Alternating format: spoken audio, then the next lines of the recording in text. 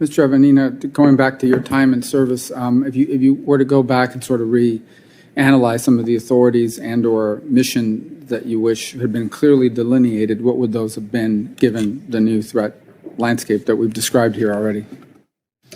Senator Rubio, I think when looking back at the 6+ years I spent there, a lot of the success the NCSC had was predicated upon a few things.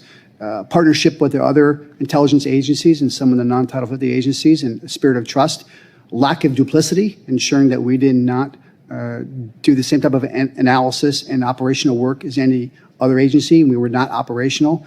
But thirdly, I think the demand signal that we got from the private sector and others about what is the threat and how it's manifesting. And I think when we look at the other agencies in that space, their job is operational, OCONUS and CONUS, and NCSC took that ball and ran with the policy and strategy part of it. I think the hardship that you're talking about now would be, and to Michelle's point, the lack of clarity in the legislation and the Enhancement Act about legitimate authorities and roles. And I think that would be one thing, starting all over again, a reunification of that act and what those roles, responsibilities are, beyond being the strategy policy organization.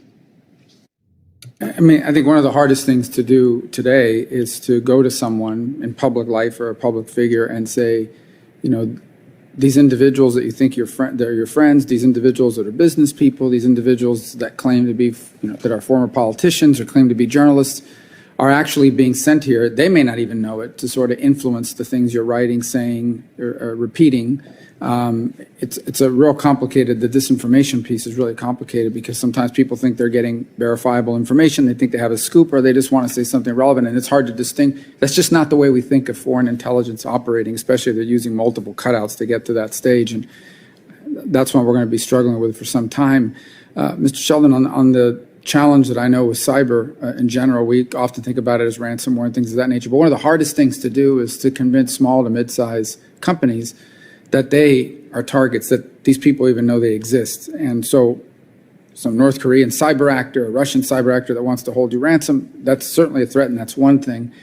But there are some that are systemically important because somewhere along the supply chain or somewhere along the influence chain or somewhere along any of these chains, even though they're a small or mid-sized company, they're important, or they could create regional havoc. What do you think has been what are the things we can be doing to, in the way we stand up this function, to better convince small to mid-sized businesses and entities that they could become a target? They're not anonymous. Just because they're not Boeing or whatever doesn't mean they're not systemically important at the right time for the right reason.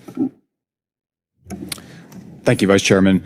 This is indeed one of the biggest problems from my point of view. There are still some organizations that need to be persuaded that they are a target, but we've seen so much progress over the past few years as collectively as an industry, academia, folks in government, including Mr. Avenina and his colleagues, have gone out and done roadshows, talked with folks in industry to try and flag this problem for them.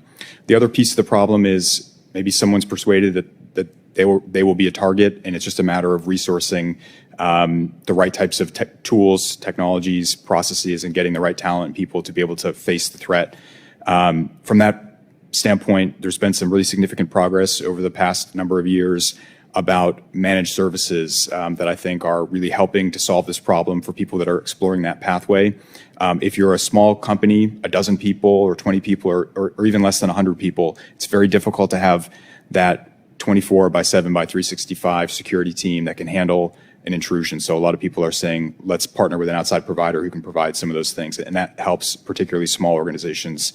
So those are some capabilities that we think are driving improvement in the area.